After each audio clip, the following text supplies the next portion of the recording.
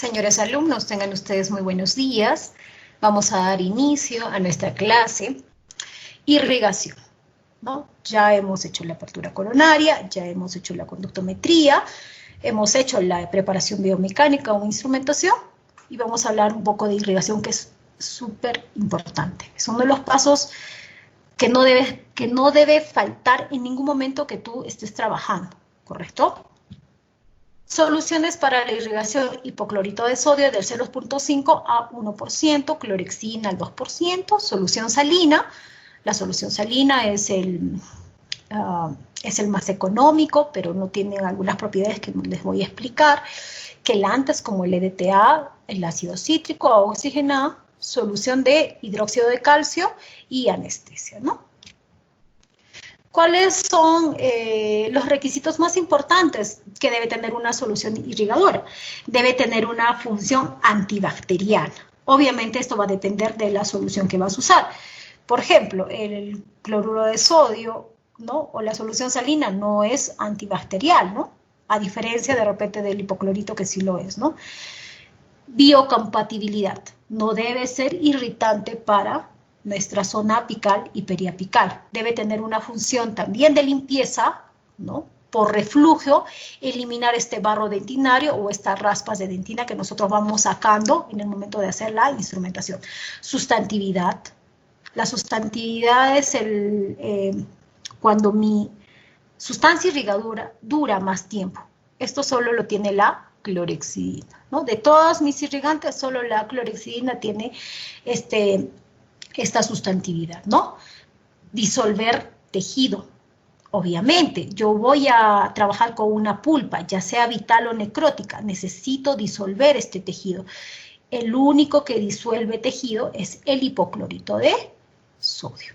Y bueno, si combinamos agua oxigenada e hipoclorito, produce efervescencia. Pero ojo, esto no es un requisito, esto es una característica, no pertenece por si acaso este comentario que hice acá, pero no está de más, ¿no? Decirles que si uso agua oxigenada con hipoclorito produce efervescencia, ¿no? Y bueno, entre otros tenemos el EDTA.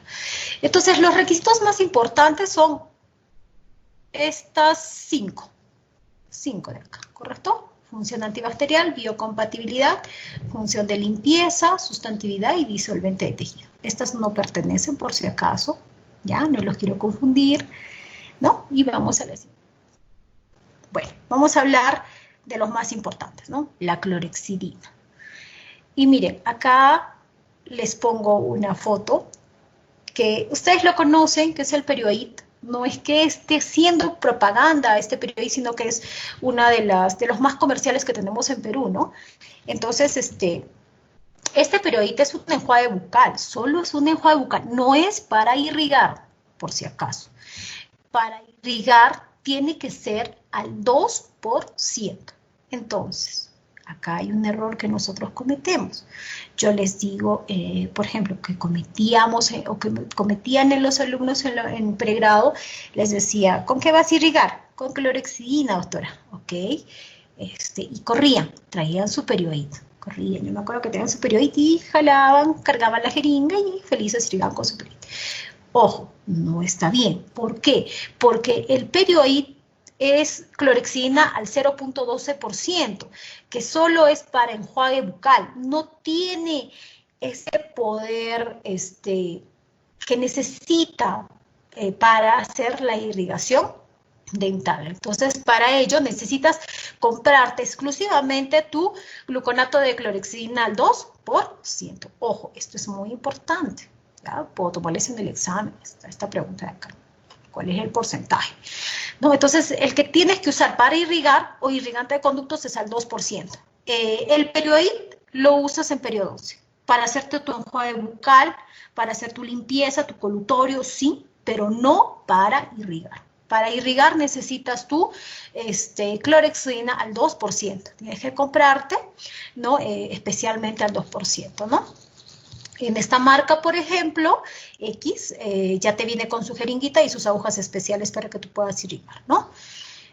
Bueno, esta clorexidina es de amplio espectro contra las bacterias gram positivas, gram negativas, tiene sustantividad, lo que les decía, que dura más tiempo, puede durar entre 24 horas a más, es decir, después de colocado o irrigado, sigue ejerciendo ese poder antibacterial, ¿correcto? Por varias horas.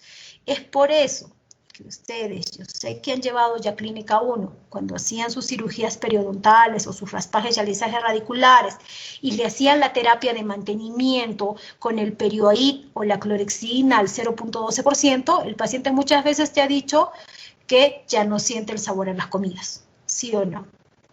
¿Y por qué ocurre esto? Porque el perioid tiene esa propiedad de sustantividad, de que una vez que uno se enjuague en la boca, pues dura mucho tiempo. Entonces, ¿qué debes decirle al paciente? Primero, que no lo use más del tiempo que tú le vas a indicar, ¿no? Un promedio de 7 a 14 días, no más, ¿no? Pero hay tratamiento, ¿no? Y que, bueno, no lo use antes de ingerir alimentos, siempre después de ingerir alimentos, y que le va a cambiar el sabor a las comidas. ¿Por qué? Por esta propiedad de la sustantividad, ¿no? Entonces, la clorexidina es el único que tiene esta propiedad, ¿no? De sustantividad. No es tóxico, ¿no? Esa es una gran ventaja, ¿no? Y una desventaja es que no disuelve materia orgánica, como a diferencia del hipoclorito de sodio, ¿no? Y no sirve para neutralizar. ¿Qué es neutralizar?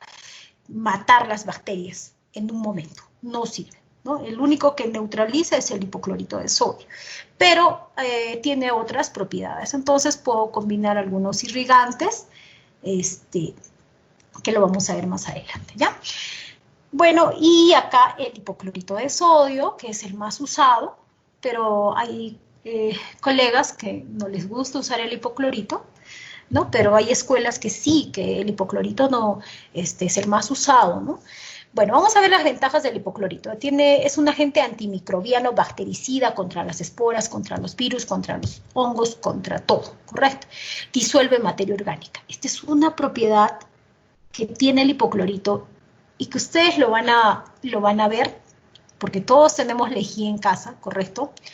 Ustedes se han dado cuenta cuando echan la lejía a ver, por ejemplo, al baño, ¿no? A un baño que tiene sarro, ¿qué va a pasar? ¿Esta lejía qué hace? Lo limpia, ¿verdad? Porque él disuelve todo ese tejido orgánico o esa materia orgánica que está, lo disuelve, lo limpia. Entonces ese es el único que tiene esta propiedad. Es por eso que este hipoclorito de sodio es bastante usado en endodoncia, por esta propiedad de disolver materia orgánica, ¿no? Bueno, en una concentración comercial, es decir, en el mercado lo vamos a encontrar entre 6% y 5.25%. El más usado, la lejía, ¿no? De cualquier marca, viene una concentración de 5.25%. Como irrigante endodóntico, tenemos que usar en una concentración de 0.5 hasta 5.25%. El hipoclorito de sodio en concentraciones altas es más tóxico. A más concentración, disuelve más rápido el tejido, pero a más concentración es más tóxico, ¿correcto? Entonces es de preferencia usar en concentraciones bajas, pero vamos a requerir mayor volumen, es decir, mayor tiempo de irrigación, ¿no? Bueno, las desventajas es de que es tóxico, ¿no? Tóxico, podemos causar enfisemas, hay que tener mucho cuidado al irrigar, ¿no? Tóxico para los tejidos periapicales. Altamente irritante si se extruye a los tejidos periapicales. No tiene la capacidad de penetración y limpieza en porciones muy estrechas y no remueve el lodo dentinario, como lo hace el EDTA, que lo vamos a ver más adelante. Y acá está una pulpa, ¿no? Una pulpa donde miren cómo está con sus conductos laterales, ¿no? Entonces, por eso es importante que ustedes en una necro, yo les aconsejo que sí usen este isol, ¿correcto? Y acá, bueno, una fotografía, miren cómo son la anatomía de la raíz, ¿no? Son muy complejas, son diferentes, que mi radiografía no puedo ver esto, no solo solo puedo ver un conducto, aparentemente un conducto, pero no es así.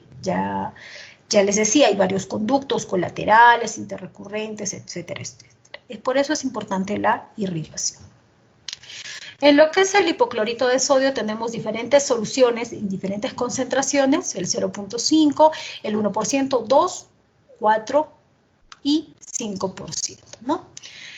En 0.5, que se llama la solución Dakin, 1% la solución de Milton y 2% la de Labarreke, que son las más usadas en endodoncia, ¿correcto? Ahora, doctora, ¿cómo lo mezclo? ¿Cómo obtengo esta solución? Y acá, bueno, miren, les voy a explicar un poquito cómo obtengo esta solución. Como les decía, las más usadas son del 0.5 al 2%, ¿correcto? Si yo quiero una solución al 2%, tengo que tener 400 mililitros de lejía, la marca que ustedes quieran, Clorox, Sapolio, las que tenemos en Perú, ¿no? La que tú desees, lo mezclas en 600 mililitros de agua, ¿no? Entonces, la cantidad que te va a salir es 1 litro, ¿no? Esto es para desinfectar cadáveres, etcétera, ¿correcto? Si yo quiero una solución al 1%, 200 mililitros de lejía, la marca que tú desees, 800 mililitros de agua, en 1 litro de agua. Esto me va a servir para una irrigación endodóntica. La solución de Dakin, 100 mililitros en 900 mililitros de agua, me va a salir total 1 litro, me sirve de una irrigación endodóntica también, ¿no? En una bio puedo usar esto, en una necro podría usar al 1%, en una necro 2 de repente voy a usar al 2%, no lo sé, ustedes va a depender mucho del caso clínico que estén manejando, ¿no? Dakin, ¿por qué se llama Dakin? Porque lo empezó a usar un médico que apellida Dakin, ¿no? También la solución de Milton, ¿no? Lo usaban esto para lavar las heridas en la Segunda Guerra Mundial. Ustedes saben que en ese momento no había mucha tecnología, entonces estos soldados llegaban con heridas abiertas y usaban la solución de Dakin al 0.5% para desinfectar heridas, ¿no? Pero también tiene otros usos, ¿no? Entonces, a partir de ese momento, que es aproximadamente en 1935-1936, se empezó a usar esta solución, que lo llamaron así, con el apellido del doctor que lo empezó a usar, ¿no? Y el Colegio Odontológico bueno, acá les pongo otra diapositiva del Colegio Odontológico que nos está capacitando ahora mucho en estos tiempos de COVID, que bueno, en el consultorio todos debemos tener una solución de hipoclorito de sodio al 0.1%. No es 1%, es 0.1%. Y bueno, esto lo obtienes con solo 20 mililitros de, miren, tienen una jeringuita de 20 mililitros, un aproximado de 1 litro con agua, y esto lo echas en un rociador, ¿no? Para desinfectar superficies, no limpiar las superficies de tu consultorio, ¿no? En estos tiempos de COVID sobre todo, y bueno, siempre, porque no solo es el COVID, es la tuberculosis, nosotros estamos expuestos a muchas bacterias, muchos virus, ¿no? Del paciente, que se transmiten por un estornudo, etcétera, etcétera, ¿no? Y bueno, depende de tu situación clínica qué irrigante debes usar. Por ejemplo, acá tenemos bios y acá tenemos una necrosis. En la apertura, en una bio se aconseja usar en el momento de la apertura tu hipoclorito de sodio al 0.5%. Puedes usar también la clorexidina cuando estés en la apertura. Puedes usar suero o agua con cal. Si es una necro 1, en tu apertura se aconseja sí o sí usar tu hipoclorito de sodio al 1%, ¿no? En el momento de tu instrumentación, bueno, puedes cambiar, ¿no? Tu hipoclorito, de repente puedes usar el EDTA, puedes usar la clorexina, según el criterio, de repente tu paciente es alérgico, no sé, de repente al hipoclorito, ¿no? Entonces, son situaciones clínicas que tú vas a determinar en tu historia clínica. Y bueno, las soluciones de irrigación, otra vez repetimos, ya hemos hablado del hipoclorito, cómo mezclarlos, hemos hablado de la clorexidina. La solución salina es el suero fisiológico, que no tiene poder antibacterial, o sea, simplemente es agua, ¿no? pero no es tóxico, ¿no?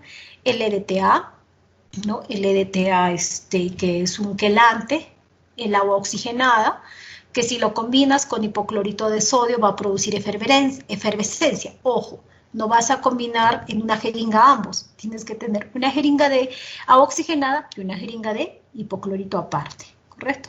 Entonces alternas, primero agua oxigenada, luego hipoclorito y produce efervescencia. Esta efervescencia va a limpiar los conductos laterales de la pulpa dental, ¿no? Puedes usar también tu solución de hidróxido de calcio. ¿Cómo se obtiene esta solución? Un poco de hidróxido de calcio en polvo, que lo usas para los tratamientos de endodoncia, lo echas en agua estéril y ya tienes un agua de color blanca, ¿no? Esto lo usan mucho para cohibir las hemorragias, ¿no? En caso de una pulpectomía, ¿no? Una bio. Puedes usar también la anestesia, en el caso de que, a pesar que le has puesto bien la anestesia, el paciente te sigue refiriendo dolor en el momento que estás ingresando a la pulpa dental, puedes también irrigar con anestesia, así es factible. Pero jamás debes combinar el hipoclorito de sodio con la clorexidina, es decir, nunca lo debes hacer en un frasco, obviamente, porque vas a producir una sustancia que se llama la paracloroanilina, que es una sustancia mutagénica, cancerígena, tóxica, ¿no?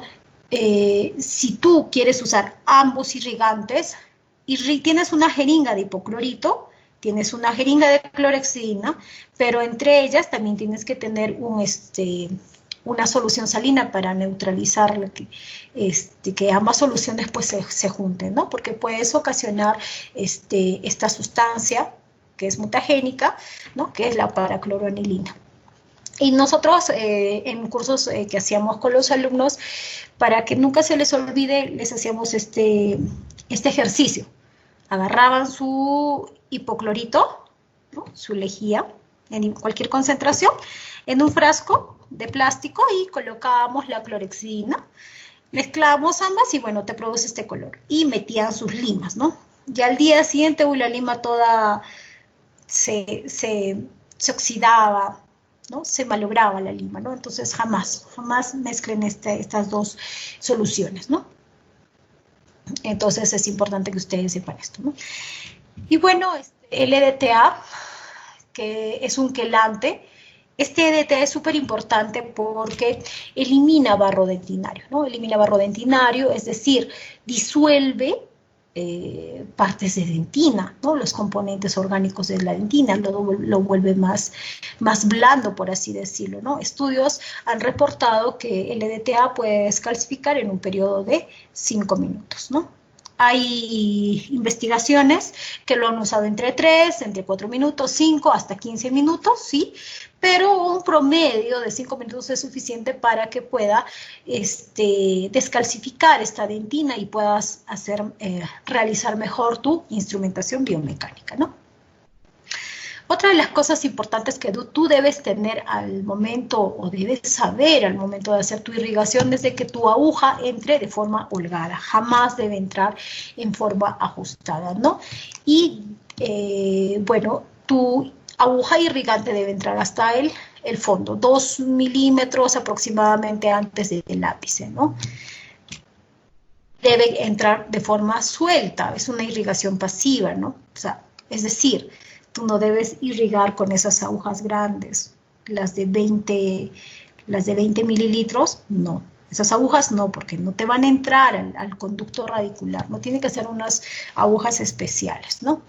Entonces la irrigación pasiva debe entrar la aguja holgada, ya les he dicho, miren, acá tenemos una figura en la parte inferior donde la aguja tiene que, una vez que tú ingreses con la aguja, el líquido también tiene que salir por los costados.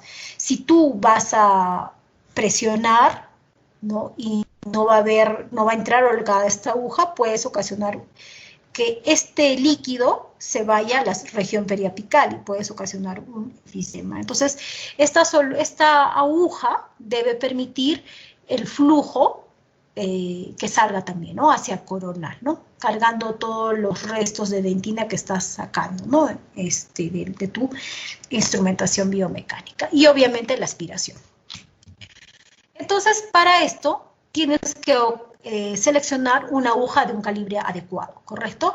Una jeringa adecuada, ¿no? La punta de la aguja no debe quedar muy apretada, el émbolo también tienes que presionarlo antes de irrigar. Y bueno, lo importante es de que ustedes, bueno, se compren estas agujas irrigantes, ¿no? Que tenemos, por ejemplo, acá, la Navitips, ¿no? Y son varias, ¿no? Que tú puedes usar, que son especiales para irrigar estos conductos. Pero yo les comento que en provincias, pues, no encontramos mucho estas agujas, entonces nos podemos ingeniar. ¿Cómo nos podemos ingeniar?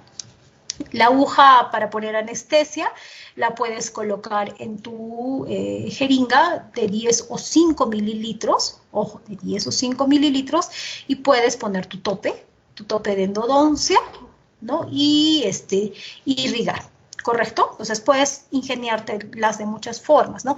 Ojo, cuando tú hagas esto de acá, debes verificar de que no...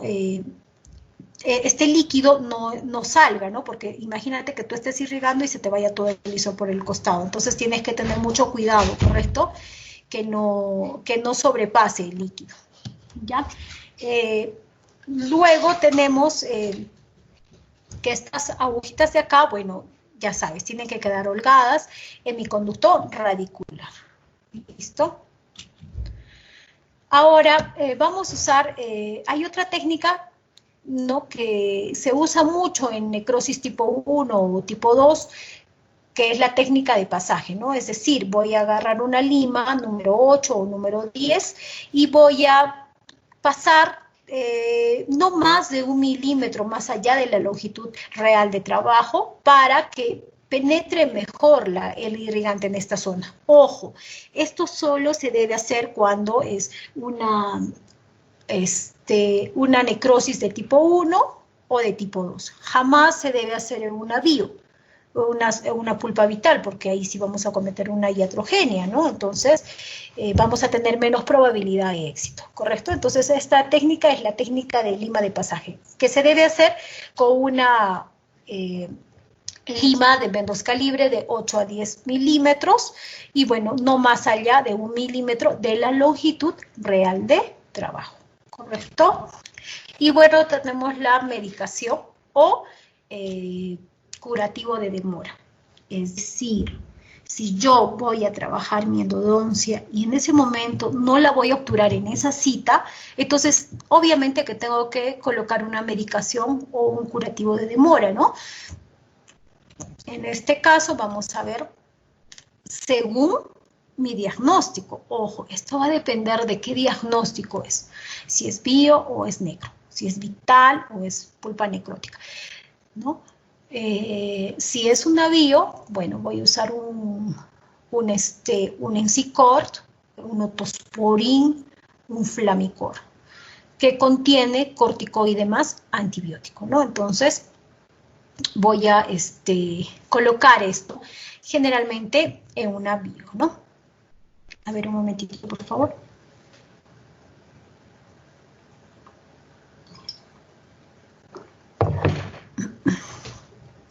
Bueno, ya vamos a acabar, jóvenes, así que no se me duerman, por favor, ya falta poquito, ya vamos a llegar ahorita a obturación.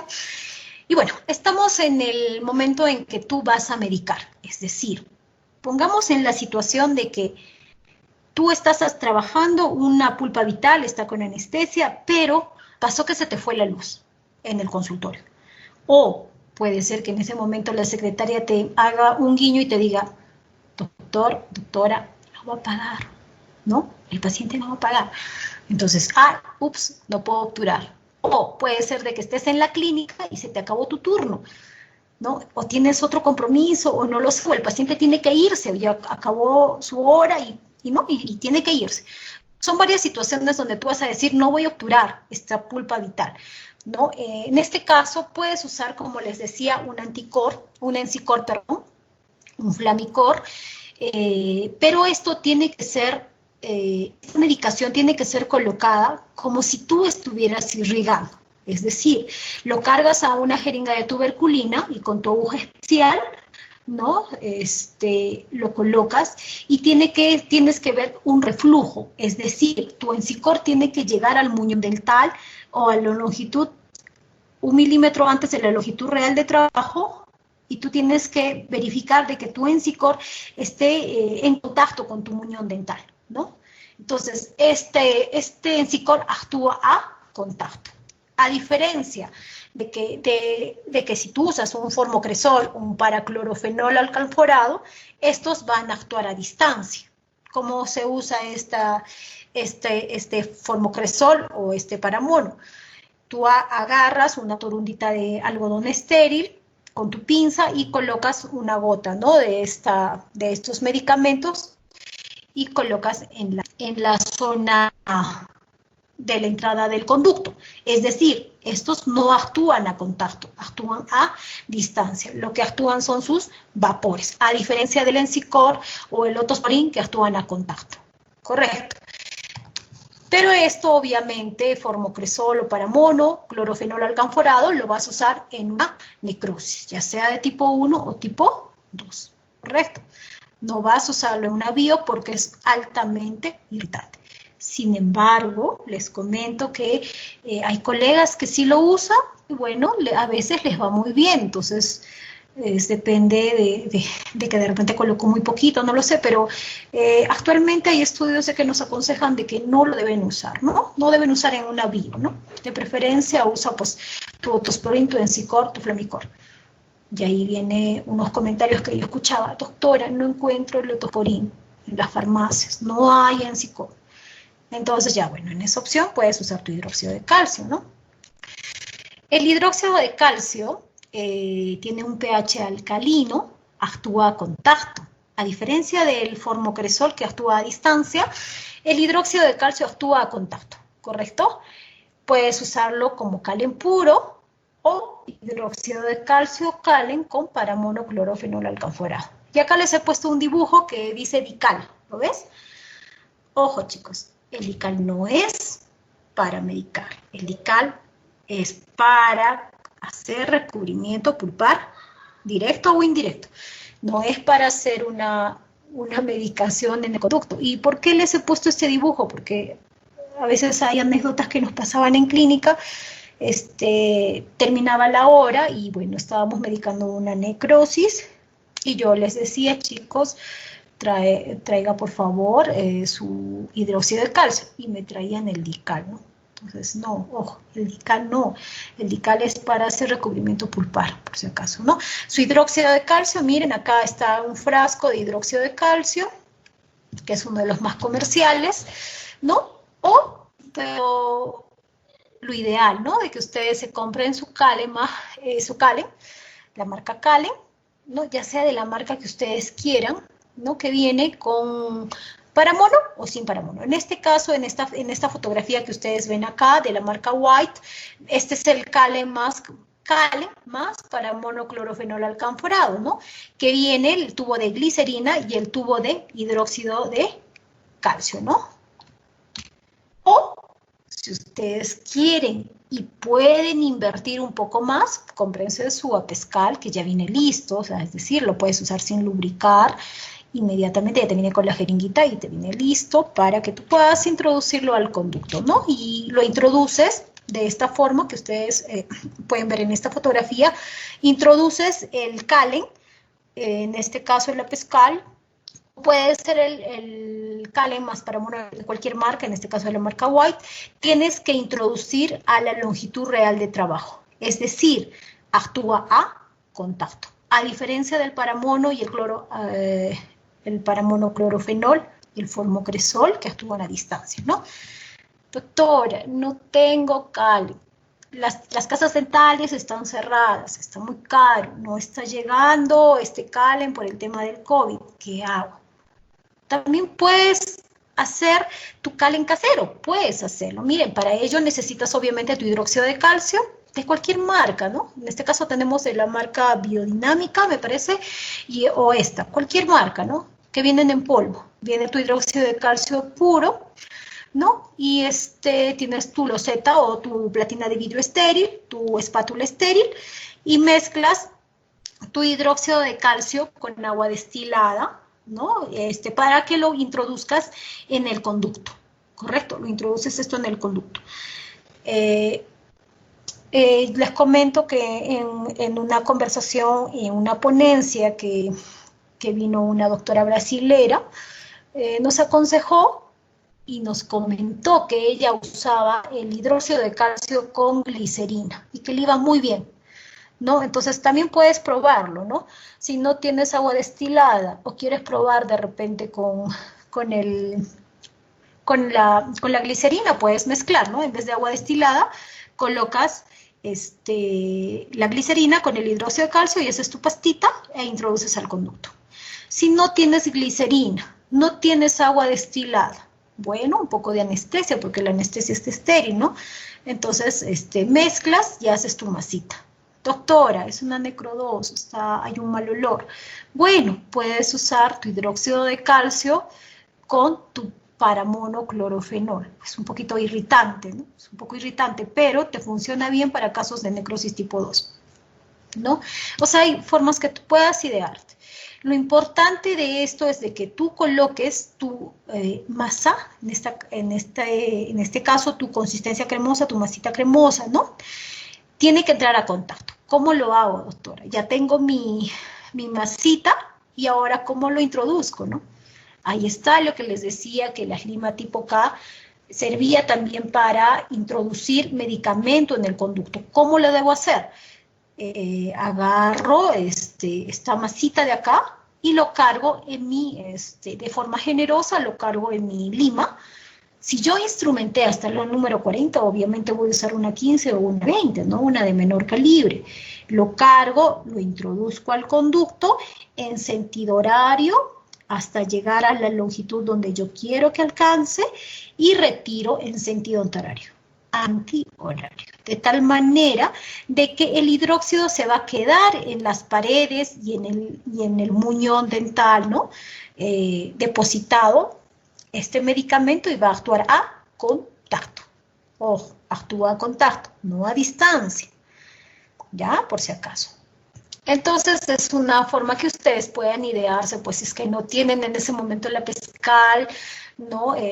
Por muchas otras razones que no pueden tenerlo en la mano, pueden ustedes idearse, ¿no? Y colocar este hidróxido de calcio. ¿Cuánto tiempo lo coloco? ¿No? ¿Cuánto tiempo lo debo colocar? Bueno, hay estudios que me dicen, ¿no? Que debe ser mínimo 21 días, es decir, 3 semanas. Y aquí hay una anécdota que les quiero contar, que nos pasaba mucho en la clínica docente.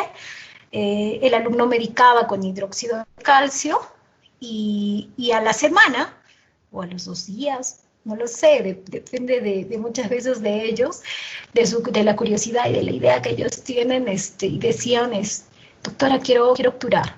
Ah, vas a obturar. ¿Cuánto tiempo ha sido tu tiempo de medicación, tu curativo de demora? 2. ¿2 qué? 2 días. Ah, 2 días. Y muchas veces, depende del caso, ¿no? Les decía, les explicaba, no puedes, tiene que ser mínimo 21 días. Pero había situaciones en que el alumno quería obturar sí o sí, porque se acababa el semestre, ya era fin de récord, etcétera. Muchos otros factores. Su paciente iba a viajar, estaban estresados porque no había pacientes y era el único paciente que habían citado en esa fecha, no lo sé. Muchas razones que ellos me argumentaban. Entonces, muchas veces yo lo miraba al alumno, lo estudiaba un poquito y decía, ok, vamos a abrirlo, le decía. Pasaron 2 días, no 2 semanas. Abría y ahí yo tenía que estar siempre pendiente porque ellos eran muy ingeniosos para decir, para inventar cosas. Entonces, sí, abríamos el conducto y bueno, introducía la lima, ¿no? Yo les hacía introducir la lima y bueno, antes de irrigar, jóvenes. Y sacábamos la medicación que aún estaba fresca, ¿no? Y yo lo que hacía era, bueno, no meterles a la nariz, ¿no? Les hacía bajar el barbijo y les decía, a ver, huele. Uy, doctora, no, qué olor, decía, no, o sea, el olor era fuerte, había olor a materia, había olor a pus todavía. Entonces ahí le explicaba al alumno y le decía, mira, ese olor no debe haber. Se supone que cuando tú vas a obturar, en este caso es una necro 2, por eso hay mal olor, cuando tú vas a obturar tienes que esperar a que haya silencio clínico, no debe haber olor.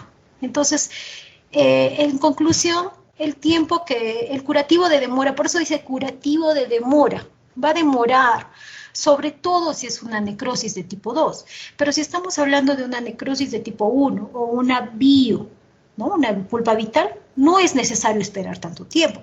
Pero si estamos hablando de una pulpa necrótica de tipo 2, que tiene un proceso periapical, que ha tenido un absceso, ¿no? Entonces sí es necesario esperar, ¿correcto? Entonces esto es súper importante, ¿no? Entonces, ¿en qué momento yo debo obturar? Cuando haya silencio clínico. No haya olor, no haya dolor, ni a la percusión, ni a la palpación, ¿correcto? O puede ser que de repente yo medico y, bueno, le pongo su cemento provisional, de repente el SOE, y el paciente viene a las 2 o 3 semanas que yo lo cito, o 3 o 4 semanas, no lo sé, y se le sale el cementito, ¿no? Entonces, otra vez tienes que volver a medicar, ¿no? Entonces, hay que tener también mucho cuidado, o sea, de preferencia que cuando tú obtures, tiene que haber un silencio clínico, tiene que estar bien medicadito, bien cerrado, para evitar contaminación, ¿correcto? Entonces yo puedo obturar, no se desesperen, ya estamos terminando, nos falta poquito, ya estamos en el momento de obturación, y bueno, hay varias técnicas, y una de las más convencionales es la técnica de condensación lateral, ¿no? Entonces, primero vemos, haces la conometría, es decir, si tú terminaste tu lima memoria 45, tu cono también tiene que ser número 45. Seleccionas tus conos de gutaperchas auxiliares, preparas tu cemento de obturación, ¿no? Etcétera. Y bueno, vas a proceder a la obturación, ¿no? Y acá les decía, vamos a hacer la conometría con la lima maestra, que de repente yo llegué a 45, mi cono también tiene que ser al número 45, ¿correcto? Con la longitud real de trabajo que yo he trabajado, ¿no? Y bueno, también debo secar con conos de papel número 45, ¿no? Número 45, de preferencia marca hasta dónde quieres llegar, porque muchas veces puede ser que lo hagas a menos distancia o te pases, ¿no? Entonces hay que tener mucho cuidado también, ¿no? Y bueno, es importante que ya tengas tu cemento sellador. Doctora, ¿qué cemento uso? Bueno, tienes muchas marcas para usar. Hay cementos muy buenos a base de hidróxido de calcio, pero también son costosos, ¿no? Y uno de los cementos más económicos y que está bien aceptado son los cementos de Grossman, que es el SOE con el eugenol, ¿no? Pero, ojo, tiene que ser pastoso, no tiene que ser líquido, porque si es líquido vas a sobreobturar, se te va a pasar el cemento sellador al periápice y vamos a tener problemas. Entonces, tiene que ser bien pastoso, como la consistencia del dical, ¿no? Entonces, ojo que debe ser así, no tiene que ser muy agua o muy Shirley, porque si no vamos a cometer iatrogenias, ¿no? Entonces, hay varias técnicas, miren, el cemento que desees usar, ¿no? Lo mezclas y, bueno, agarras tu cono de tu lima, en este caso, este es un ensanchador con 3 topes para evitar problemas, y bueno, miren cómo yo saco. Esta es la forma que también tú puedes medicar, como les decía, el hidróxido de calcio cuando no tienes pues tu calen ya listo, ¿no? Y tú lo haces de forma casera. Igual, miren, colocas tu cemento hasta la longitud real de trabajo y retiras en sentido antihorario. Ingresas en sentido horario, retiras en sentido antihorario para que se quede ese cemento sellador en los costados, ¿no? O en las paredes. ¿Correcto? O puedes usar esta técnica que particularmente a mí me gusta usarlo. Esta de acá, yo les confieso que solo lo hago cuando hago una medicación de conducto y no tengo a la mano el calen, ¿no? De repente me voy a otro consultorio a realizar endodoncia y de repente en ese momento el colega no tiene calen. Entonces, todos tenemos hidróxido de calcio en el consultorio, lo solucionamos, hacemos nuestra pasta casera y de esta forma a mí me gusta medicar. De esta forma, de la segunda figura que ustedes ven acá, es como a mí me gusta obturar, ¿no? Entonces, ¿qué hago? Agarro el espátula del cemento y lo cargo con la gutapercha, ¿no? Con la gutapercha maestra.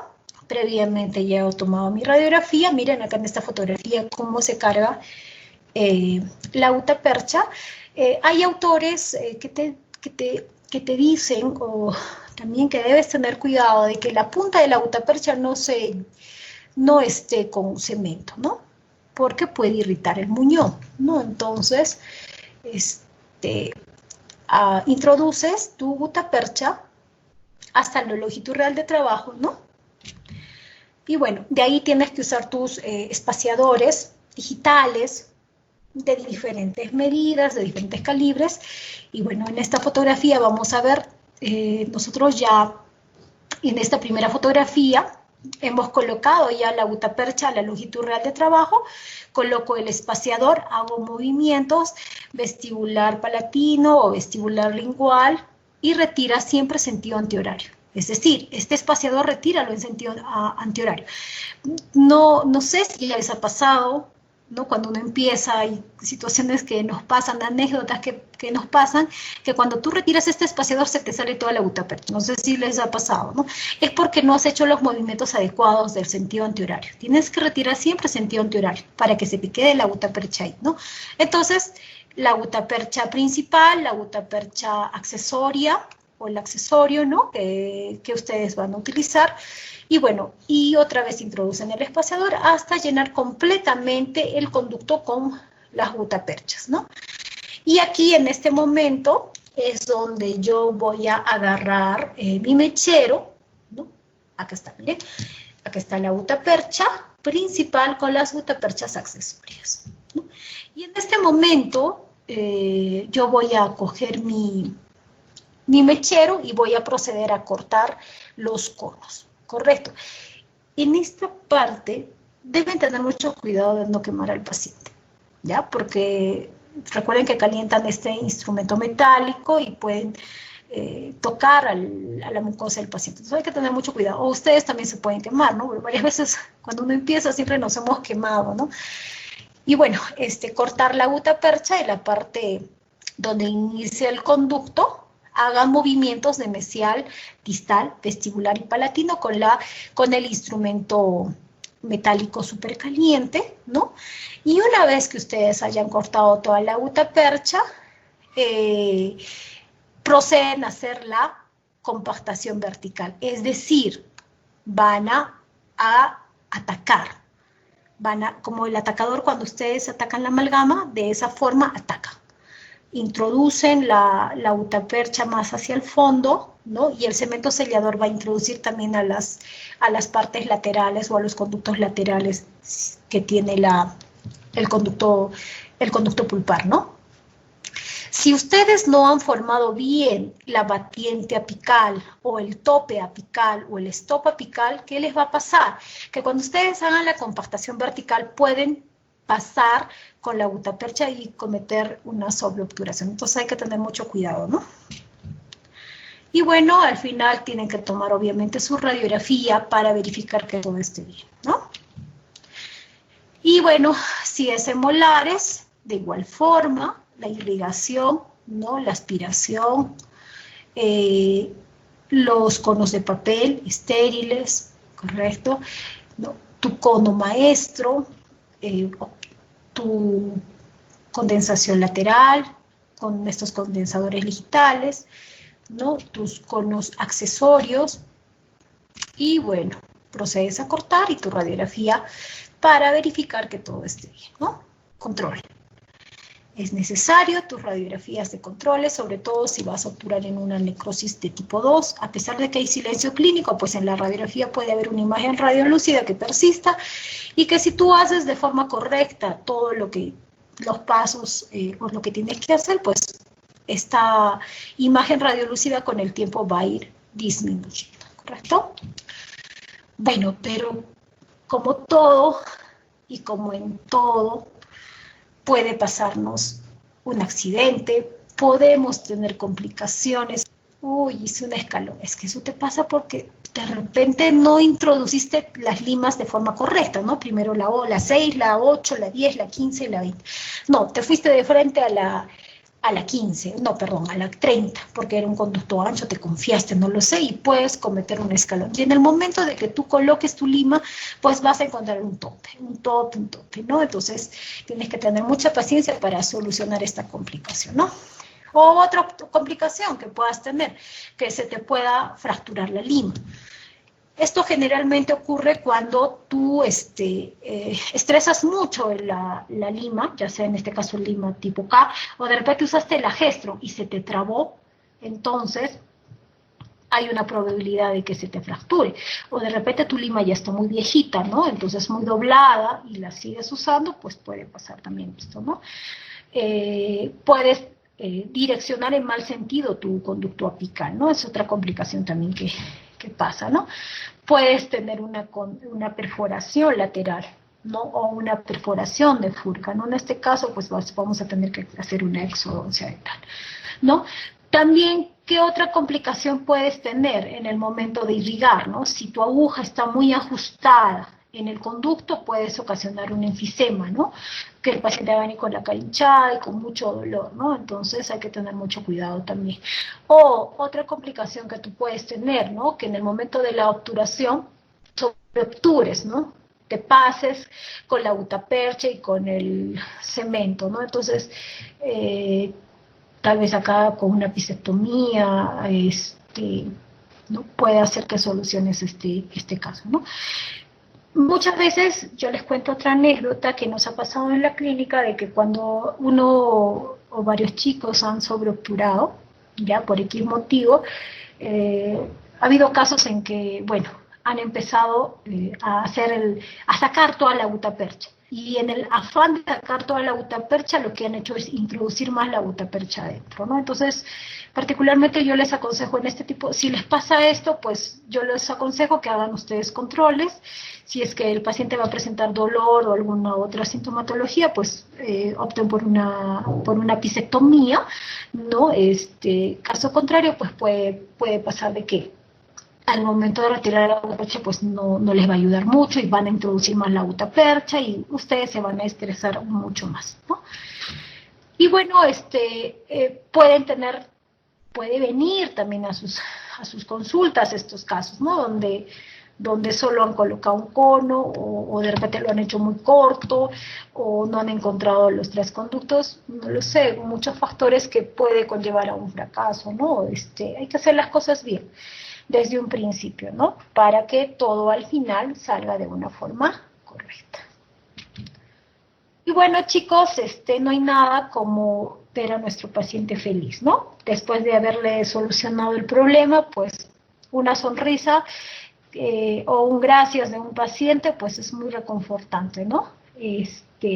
Y nosotros, bueno, no olvidemos que trabajamos con personas, atendemos personas, ¿no? Y ellos vienen porque tienen una necesidad y vienen hacia nosotros, ¿no?